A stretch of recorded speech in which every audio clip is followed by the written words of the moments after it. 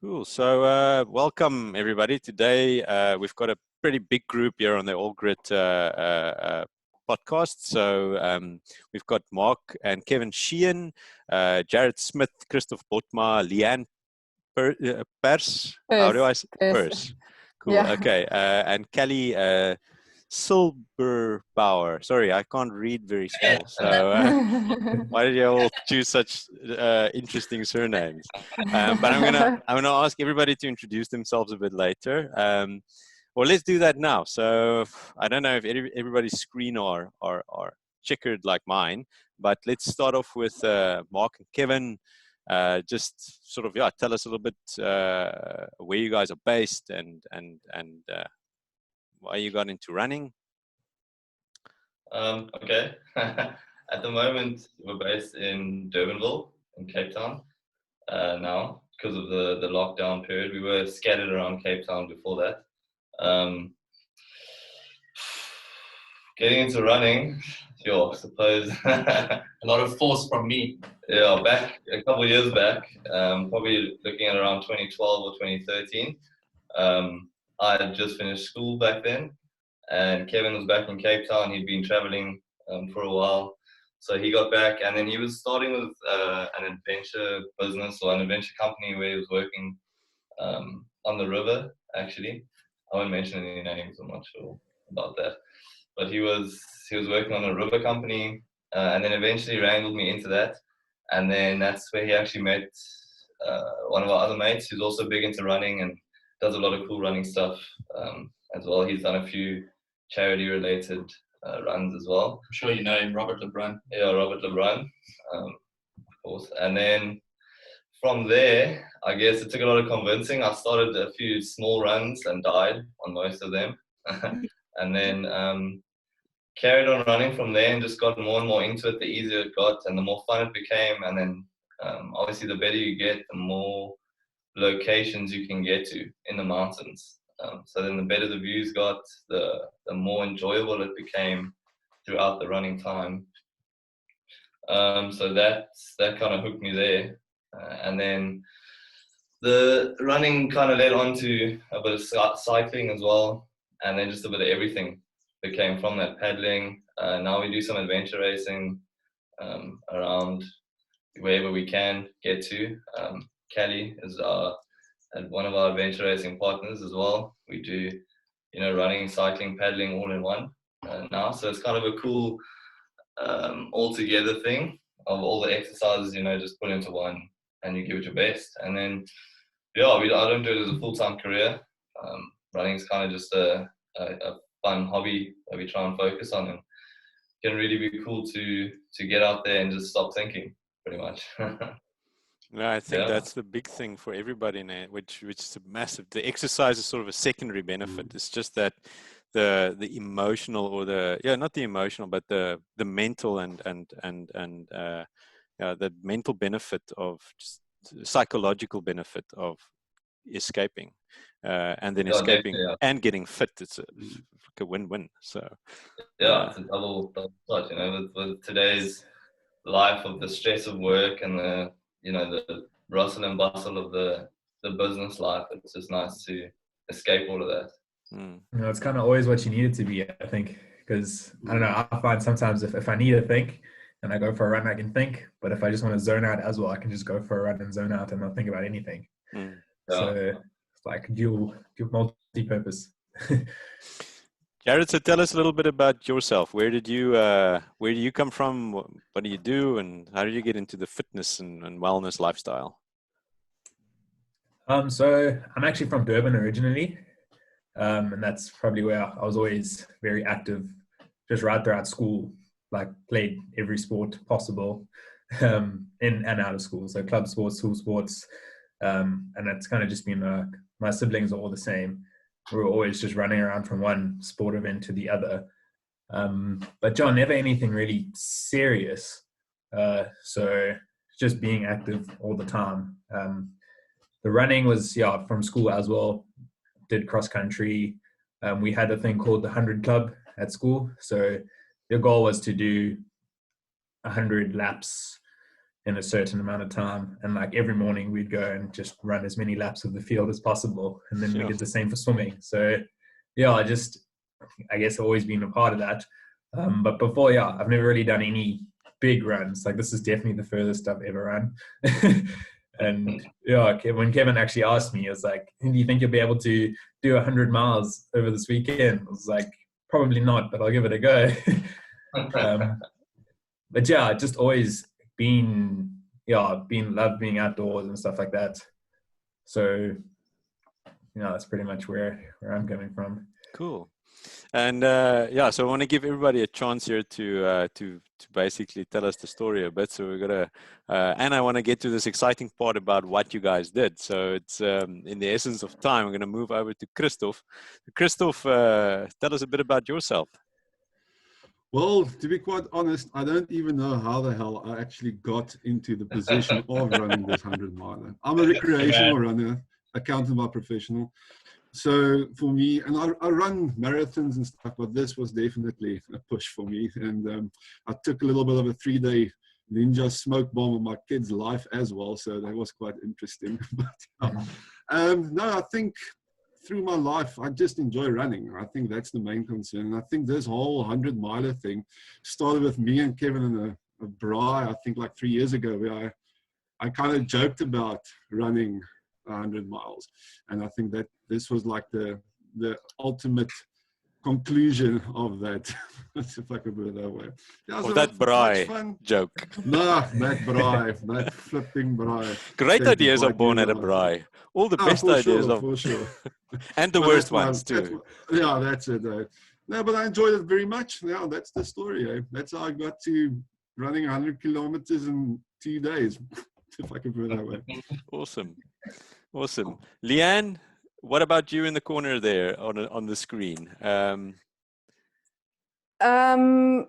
Yeah, so I've always been involved in sport. I was actually a rower beforehand. I went to 2 Olympic Games and then recently retired from rowing, and I was drawn to running.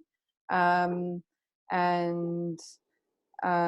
been doing a lot of running. I've done 2 comrades, and then met Kevin through Robert LeBrun, who I was talking about earlier, and we've done a few trail runs together and stuff, and then which we wanted to do the 13 peaks before lockdown, and then Kevin messaged me during lockdown and was like, okay, cool, let's do 100-miler. And I didn't really think about it too much. I was just like, it sounds like an epic challenge, really cool, got a decent loop in the garden, let's give it a bash and see how it goes. So I don't really think too much thought went into it, which was probably not a great place to start. We probably should have thought about it a bit more. But it was, that's kind of where it was born.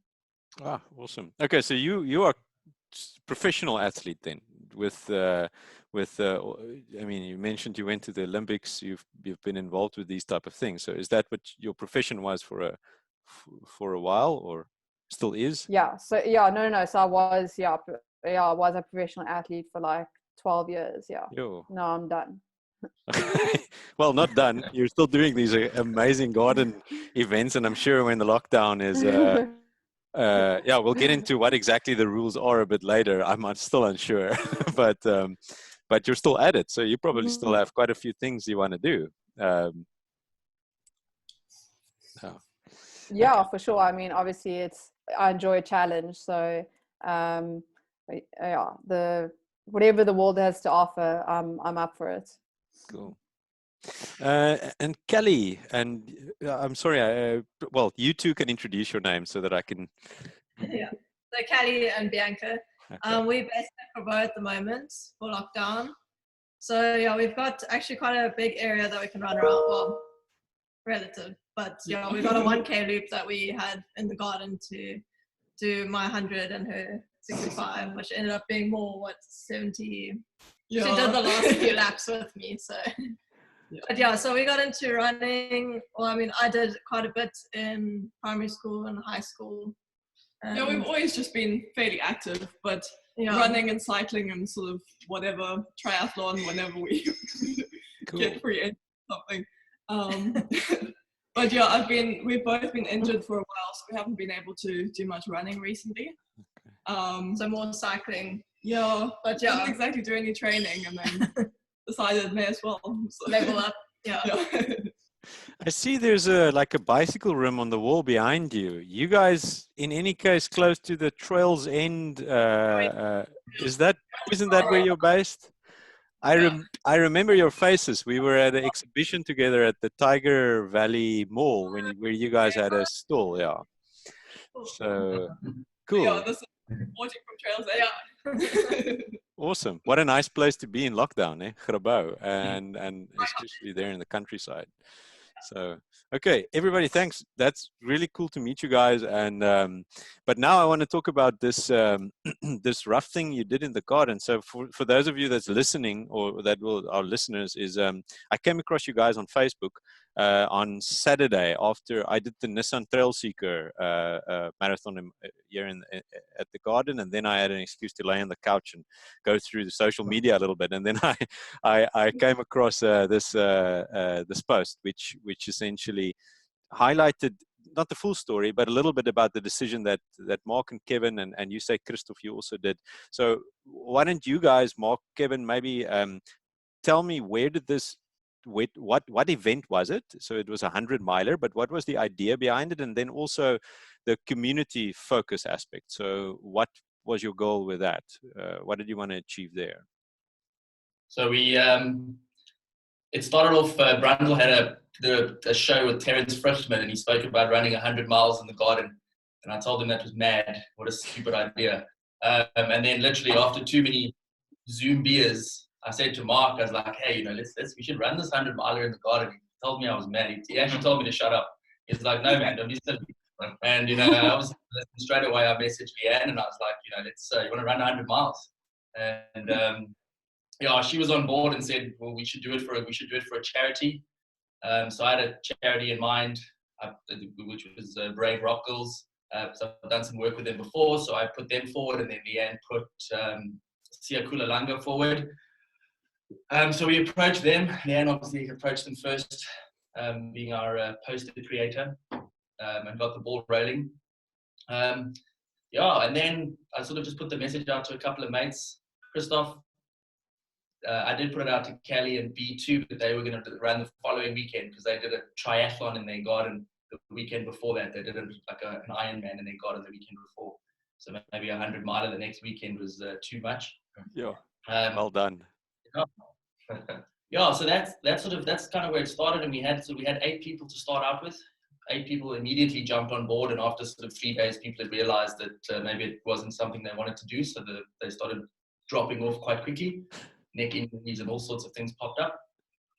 We were down to 5, and then we'd actually planned to run on the 24th, so it was like we had a little bit of time to think about it. And then Mike, who's not on here now, said, well, actually we should run next weekend. So we went from Monday being prepared to run the following week, having a good 10 days break, to actually no, we've got 3 days in between, and off we go.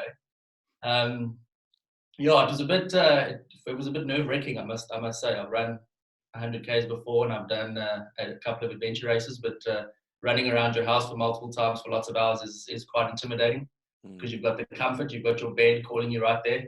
So I roped everybody in to run 100 miles, and then I was the first one to bail at 100 Ks and 18 hours. I was like, no, that's fine.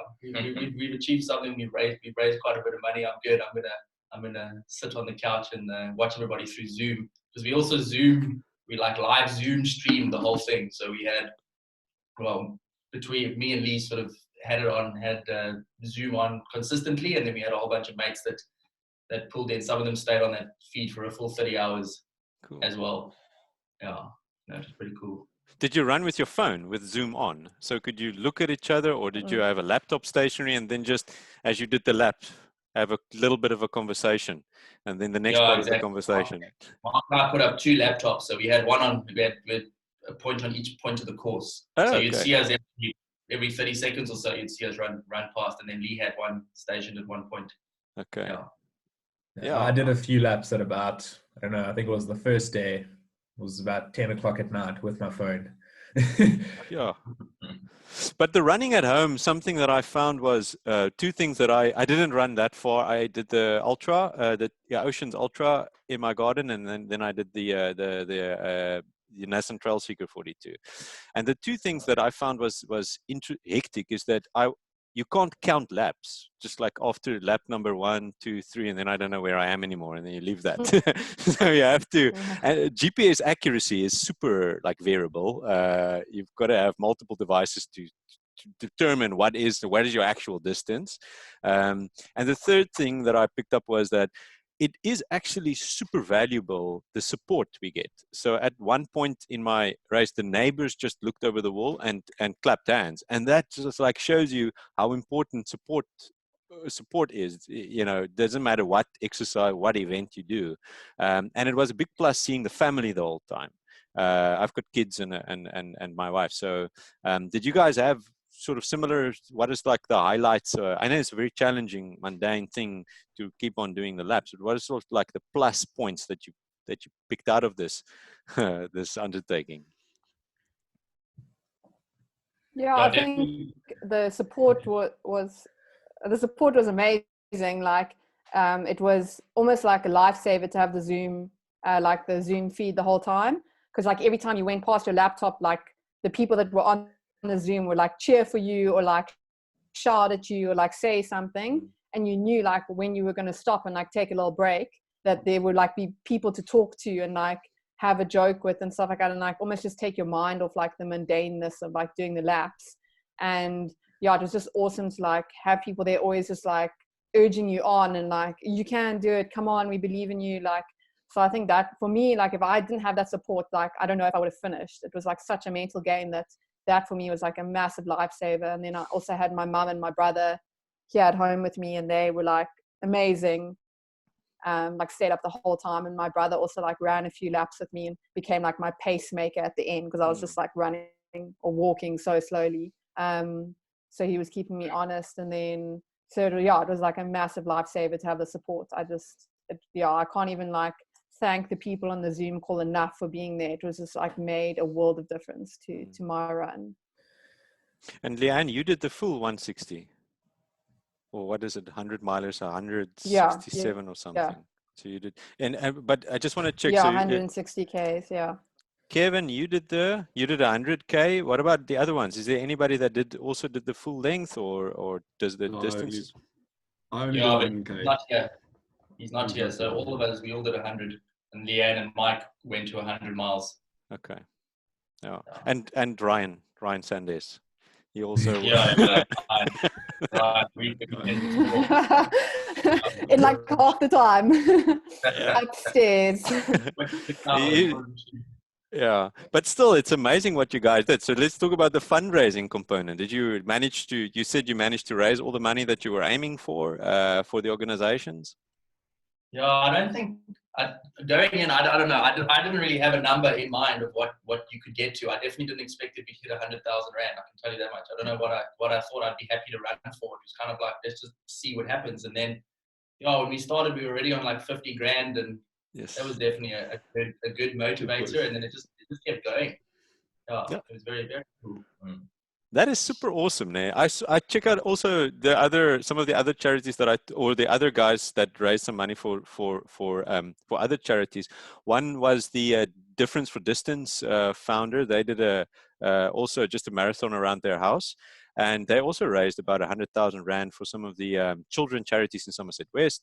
There was Paul Eichert, he calls himself the Crazy Kiwi, and he did the 100K in his garden, but he's a fast runner. He's like 5 minutes per K type of dude, and he can manage that on that distance. It's amazing. And he also close to, I think, also about around there, 100,000 rand for children with cancer, and you guys with this amount. So that to me is pretty nice to know that in this lockdown situation, people are still wanting to contribute. The public is still wanting to contribute to these causes, and if it's quite nice also to be part of a running community where you know that you can use this sport of ours as a vehicle for communicating that and for making a difference in the most unimaginable way possible. I mean, running around your house, it's you can still you can still reach out and help these charities. So yeah, that's all the respect to you guys for putting that together. It's what an amazing idea and amazing accomplishment as well. So yeah, so is there any advice that you guys can give as long distance runners now in terms of training and nutrition and this? I mean, it seems like you're all avid, you know, you like healthy and active lifestyles, but you're fitting it into other parts of your life. You know, you have other responsibilities, other businesses, everyday life happens, kids, family, but yet you managed to do this. I think a lot of people would think that that's impossible unless you're a professional athlete. So what type of advice can you guys give people, everyday people like me, if I ever want to do something like that, go above 100 kilometers? For me, if you're going to do it in your for me, if you're going to do it in your garden, it's definitely not to underestimate it, because I went in there, I underestimated that loop that I had so much, and like I smashed out the first 15 Ks, and then like my body was already starting to break, and like even now my feet are still so like my feet are still cramping, like because that was like, it's the furthest I've ever done. So yeah, if it's going to be during lockdown and you have to still do it in your backyard, it's not to underestimate that at all. Yeah, definitely don't underestimate the terrain of your garden. And I would say definitely train for it. Like, I mean, I was training for comrades before we went into lockdown, but then we were like 2 weeks into lockdown and I already felt like I'd lost so much fitness. And yeah, like I wasn't prepared to run, like I wasn't conditioned to run 160 Ks at all.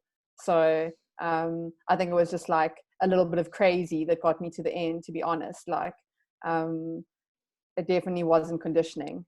So yeah, I think if you, I don't know, like just from my experience, if you can do 100 miles, like you've got to have a little bit of crazy in your head, just a little bit of like, doesn't matter how much it's hurting, I just got to buckle down and do it.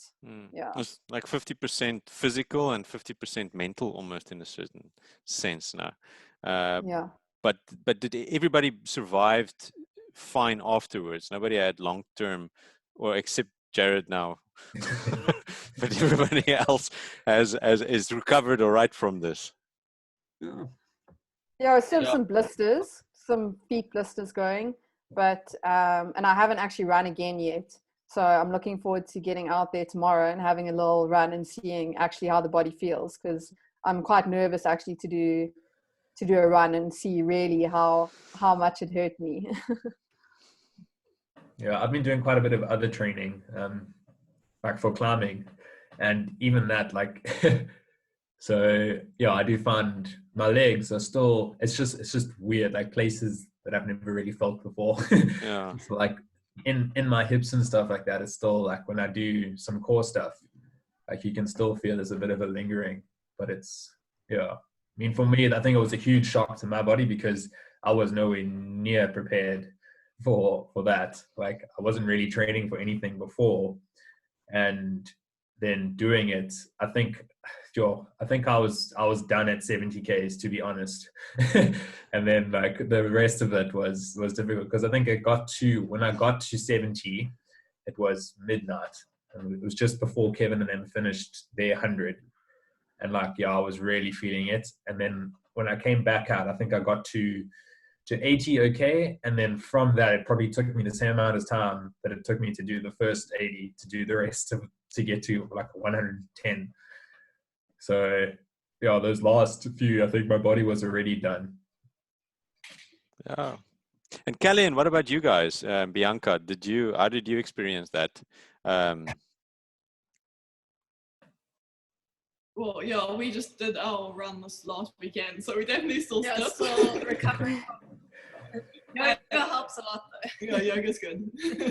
And I think that is something that people underestimate a bit, is that core strength training and stretching and the benefits of all of that for for running, and I'm guilty as well. I mean, that's the last thing I do, but it's super important. So yeah, okay, guys. Yeah, I think got to wrap up now. Thank you. I appreciate everyone taking time to tell me a little bit about your story, and I think it's an amazing accomplishment and what you guys were able to raise. Is the fundraising still active? Is it still open? Yeah, it's still open as far as we know. Yeah. Okay, so we'll post. I'll post the video online, and then also share it on our page, and then a link to the donation page. If anybody still wants to give some money, that'll be awesome. Awesome. Yeah. So yeah, I appreciate it very much. It's well, as I said, wonderful talking to and meeting all of you guys, and I hope to see you here in the Helderberg. I think you guys might know Alfred Thorpe. Yeah. Yeah, he's also posting quite a lot of outings and things. So I think you guys should come this side, and then when everybody's recovered and when we're allowed to have a run and run with us. Definitely. That'd be cool. Cool. Thanks, guys. Thanks, man. Cool, Thanks. man.